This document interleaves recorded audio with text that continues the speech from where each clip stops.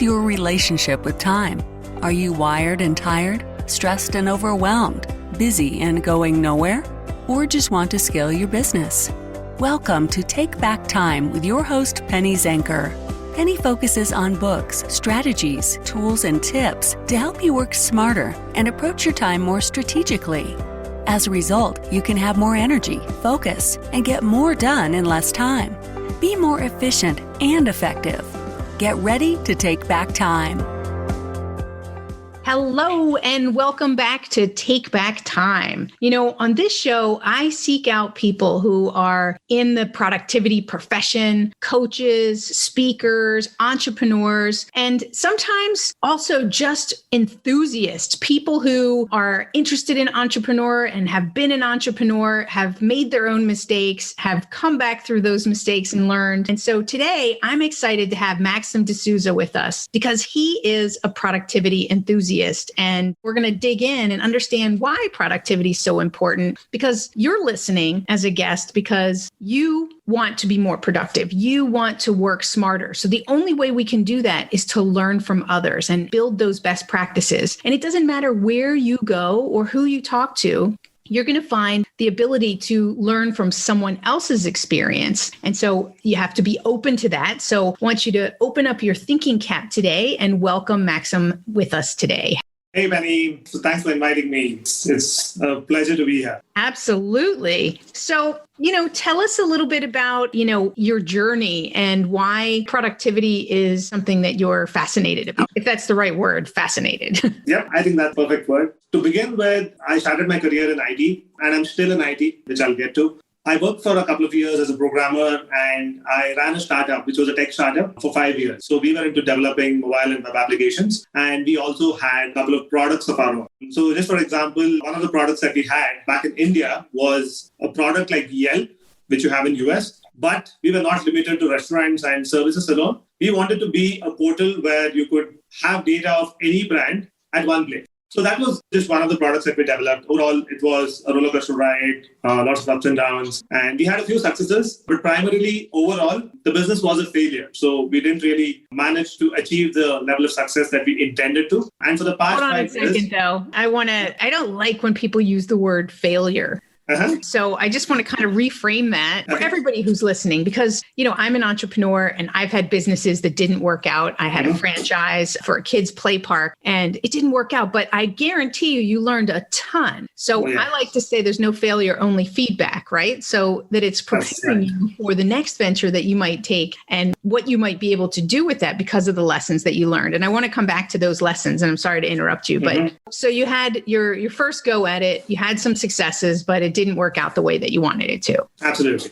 So, let's talk about it here. What did you learn from that experience? Oh, there were a ton of things to learn. I pretty much feel that since my entrepreneurship experience, I've really changed as a person itself. So in terms of running businesses, there was absolutely a lot to learn, which I won't get into the details of, because I think that's something that you learn when you're running a business, because there are challenges in terms of hiring, in terms of running operations, there is finances, there is people management, there are so many things to do. And after all this, you really have to get the business running, right? That's a core part of your job. So that's one. All of those areas I've learned a lot. But one of the things that I've really learned over that experience, which really helps me even today, is how to deal with people, right? It is not just at work. It is even in terms of your personal life. How do you make sure the other person understands your view, and how do you talk to people so that you're completely listening and paying attention to what the other person's interests are. And this journey, especially because it was long and tough, it has taught me a lot of patience, right? So I was really a person who was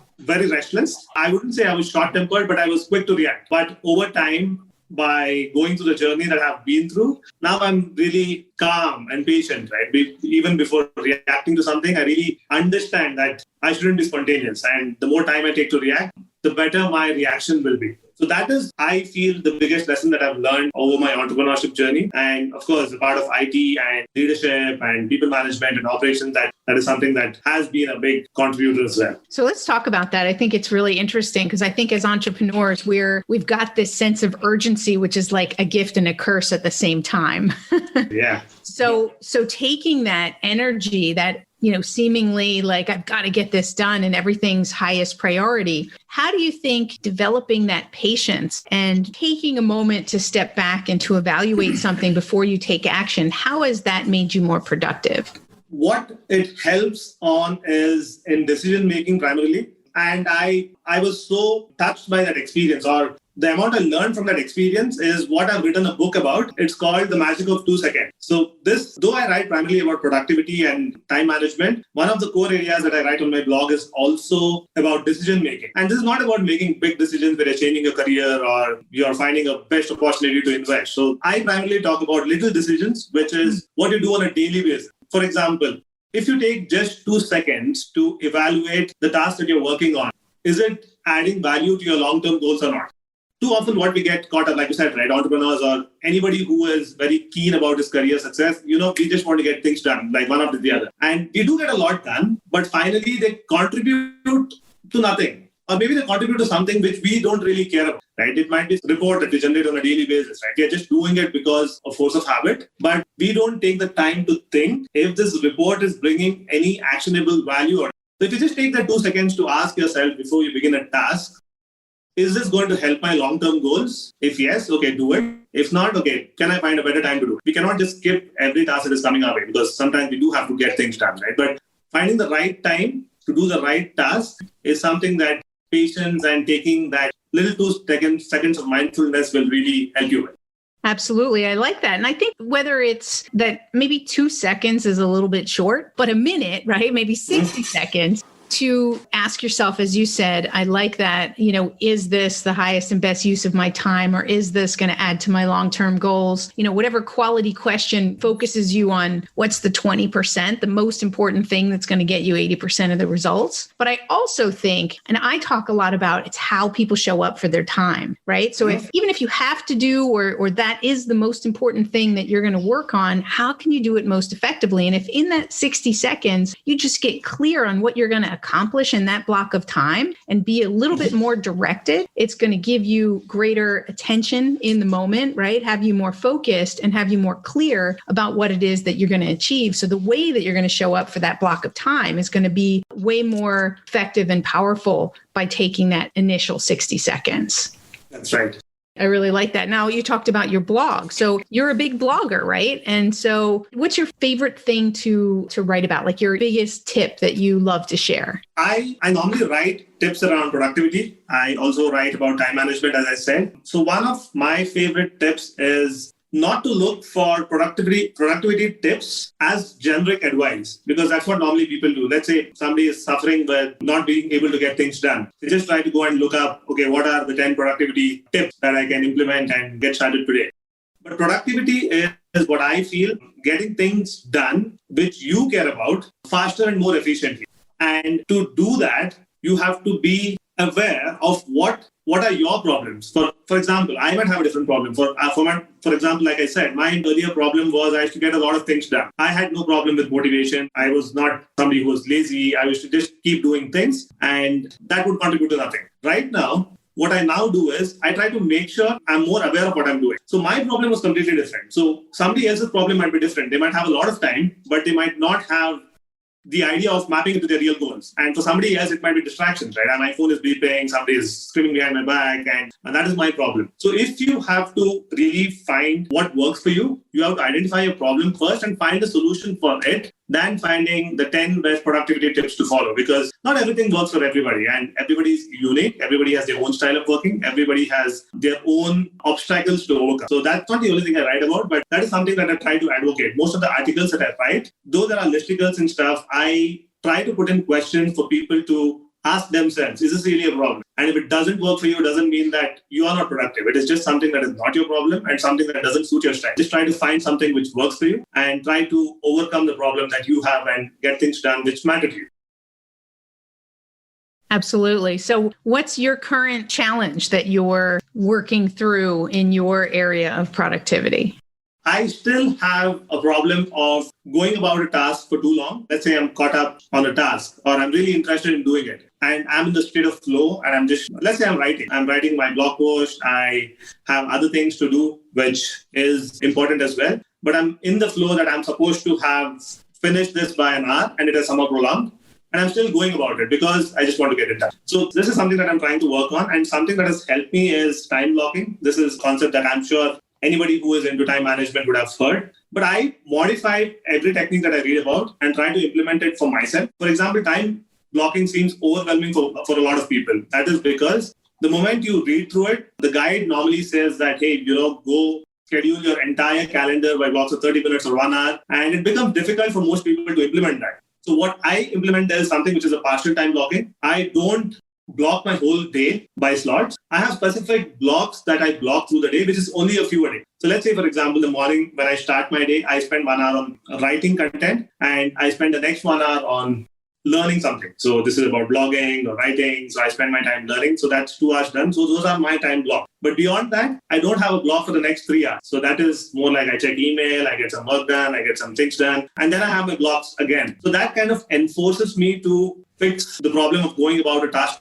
too long. And it doesn't get overwhelming as well because I've not fixed my entire schedule, right? When it gets too much, you feel like, hey, let me just push one slot to another, and it just doesn't seem to align when you're done through the day. So that's what has helped me, I feel. And if people are overwhelmed with time blocking, I would recommend people to start with just a few blocks a day. Just have a couple of blocks a day, get started, make sure you follow them, and then build another block as and when you get comfortable. Don't try to schedule your entire day in one go when you have never done it, right? So it is all of a sudden too much for your mind to digest and for your body to handle. So that's something that has really worked for me. Right. We're such overachievers, right? Is that it's like, we're going to try this time blocking thing. So I'm just going to go all in and I'm going to block everything. And then, like you said, it doesn't work. So it's good to bite off little pieces, get it to work for you, and then build on it. I totally agree with that. I tell people also with time blocking is block the most important thing, one or two categories. And I block by category, not by task. So some people, do you block the task that you need to do, or do you block an overarching category that you can work within?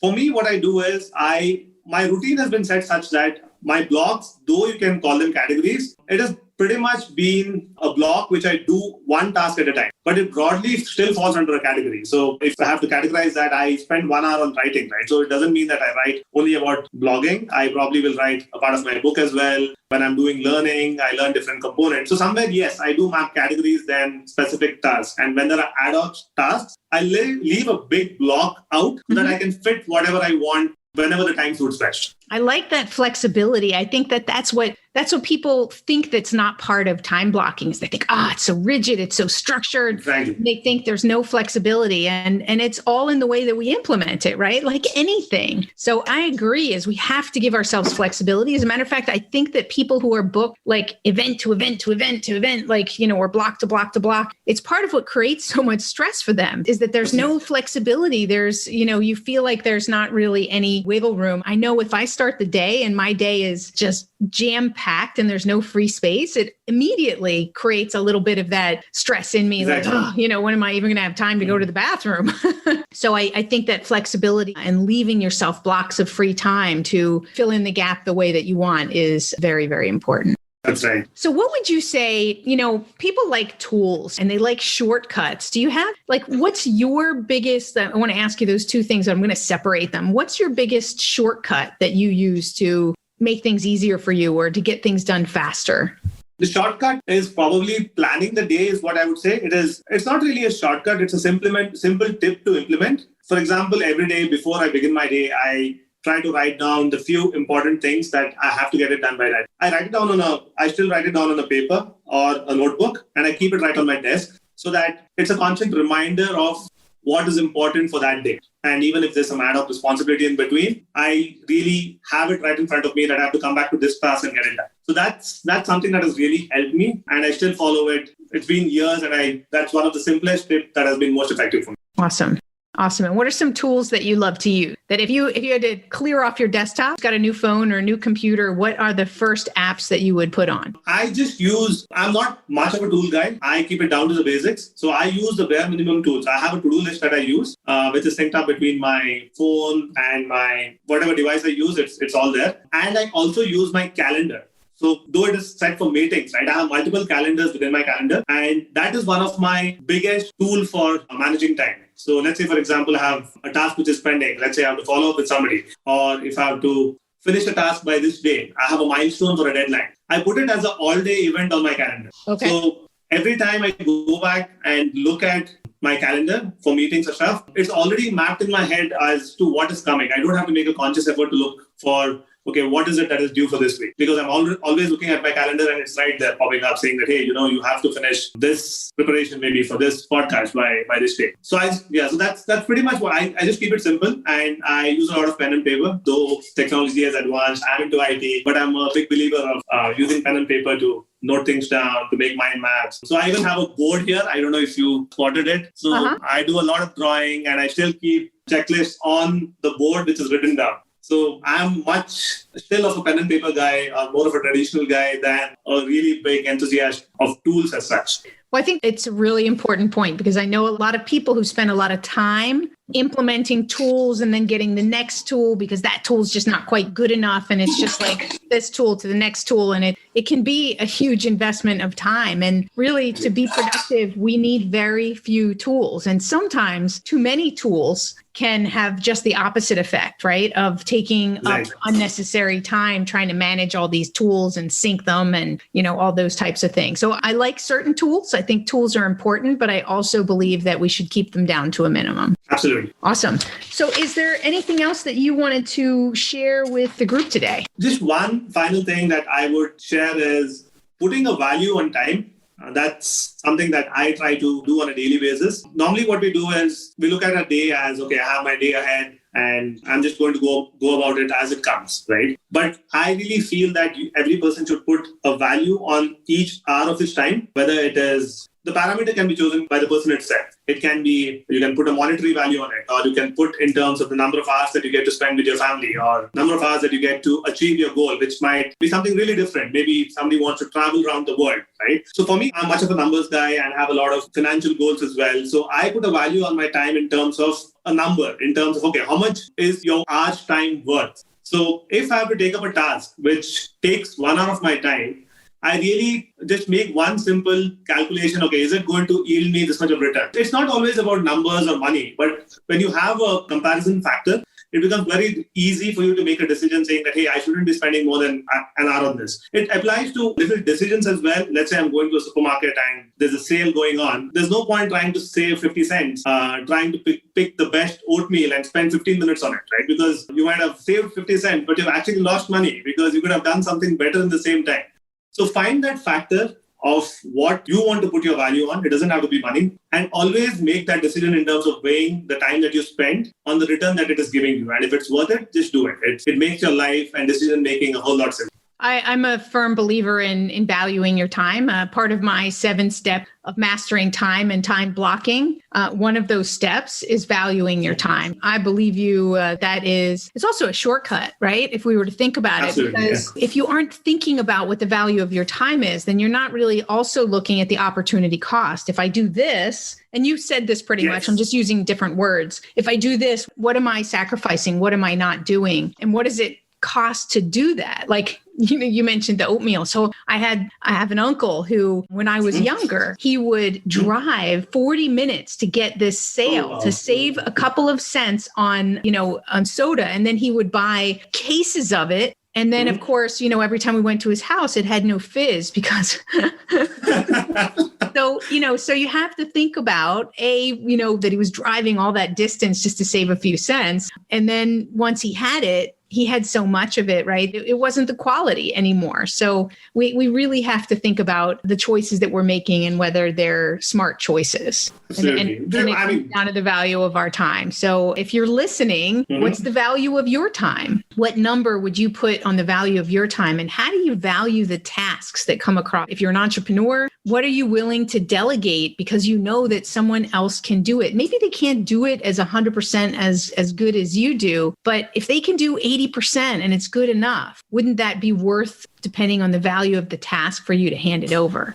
How do you feel, Maxim, about delegation? And then we'll wrap up the show. What do you delegate? What are the things that you delegate? I try to delegate most of the stuff rather, which stops me from doing some of the creative work or where I can actually add my input. So what I do is I have a person who handles some of my blogging effort. I have done it for a long time in terms of me doing it myself. Let's say, for example, creating Pinterest pins, right? That's something which is important for blogging, but it is a big investment of time. So you have to create a pin, make it good looking, put content from your blog out there. It's not that it's about dignity of labor or not doing that thing. I feel, hey, this is not a good investment of my time. It's more like when I free up that time, I get more time to do things like forming content for my blog or writing content for my book. So that's where I believe I can add more value. So that's where I try to focus on. So I delegate things like this. I delegate most of the admin work, most of the research work. Let's say, for example, we have to do keyword research, right? So it is easier for somebody to go look into a tool like SEMrush or Ahrefs and find out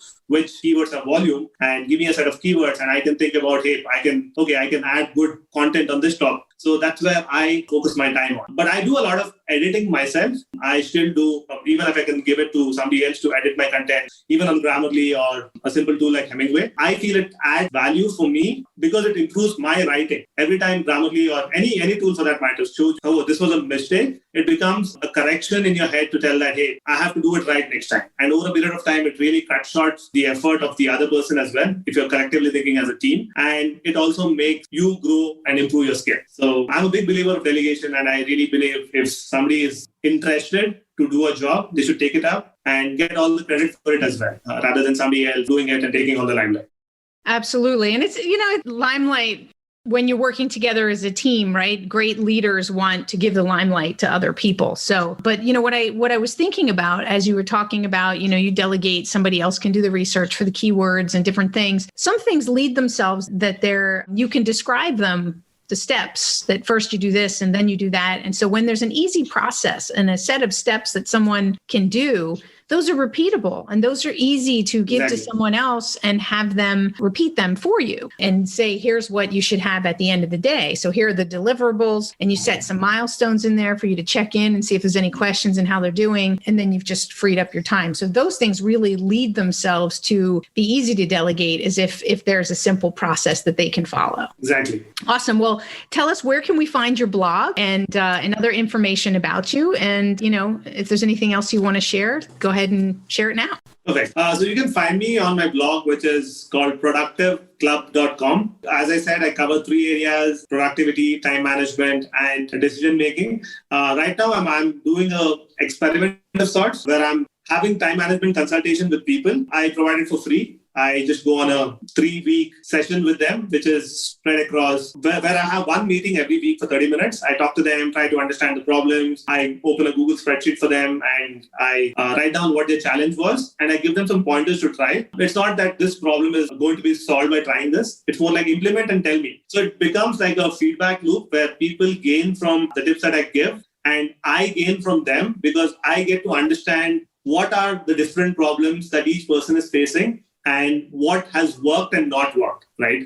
So that helps me write better content as well, instead of just writing, 5 tips to follow. It tells me that, hey, if this person had faced something like this, so if you have this problem, why don't you try this? Maybe it will help you overcome that problem. So that's pretty much what I have. I think it was really nice talking to you, Penny. It was a very interesting conversation as well. Well, thank you. And thank you all for being here. I hope that you have, we talked about a couple of different really important things today. So I'm hoping that at least one of them was really valuable to you to think about how you're doing it and step back. That was the first thing that we talked about, and take 60 seconds or whatever it is to plan your day, to plan your block, and step back and see which one of these could be relevant for you right now. Could it be time blocking and something that you could do in the area of time blocking to improve your time management? Could it be in the area of valuing your time and being able to see more about what you're doing and decide on, using that as a decision-making criteria on deciding what's the best use of your time? Or maybe it's in the area of delegation that we talked about here at the end, that maybe there are some things that you could delegate that you've been holding on to that would really make a big difference to free up time for more creativity, for looking for new clients, or even to spend on yourself and have some quality time with yourself or with your family. So thank you for being here. My name is Penny Zenker, and this is Take Back Time. We'll see you in the next episode.